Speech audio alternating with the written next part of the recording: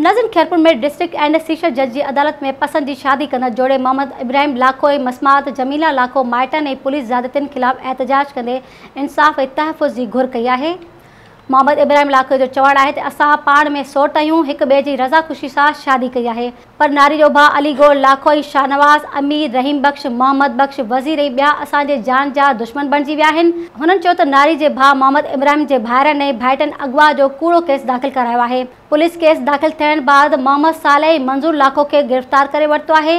हुननि चयो त अली गौर फुल फोटो भिरिया थाणे जे ASI अब्दुल गफ़ूर खे असांखे मारण जो टास्क ॾींदे 10 लाख रुपया इनाम जी लालच ॾिनी आहे, जेको असांजे घर मां फुलट करण बाद घर ॿाहिरां डेरो ॼमाए वेही रहियो आहे। मोहम्मद इब्राहिम चयो त अली गौर लाखो नारी मसमात जमीला जे 60 वरियनि रहीम बख्श लाखो सां कूड़ो निकाहनामो ठाराए वरितो आहे। भिरिया पुलिस ऐं नारी जा वारिस असांखे मारण लाइ ॻोल्हे रहिया आहिनि, जंहिंजे करे दरबदर थी विया आहियूं। नारी जो चवणु आहे त मोहम्मद इब्राहिम लाखो सां पसंद जी शादी कई आहे, माइट मारणु चाहिनि था, ज़िंदगियुनि खे ख़तरो आहे। हिननि आला अदालत ऐं कानून लागू कंदड़ इदारनि खे अपील कई त नोटिस वठी असांखे तहफ़ुज़ फ़राहम कयो वञे ऐं कूड़ा केस ख़ारिज कया वञनि।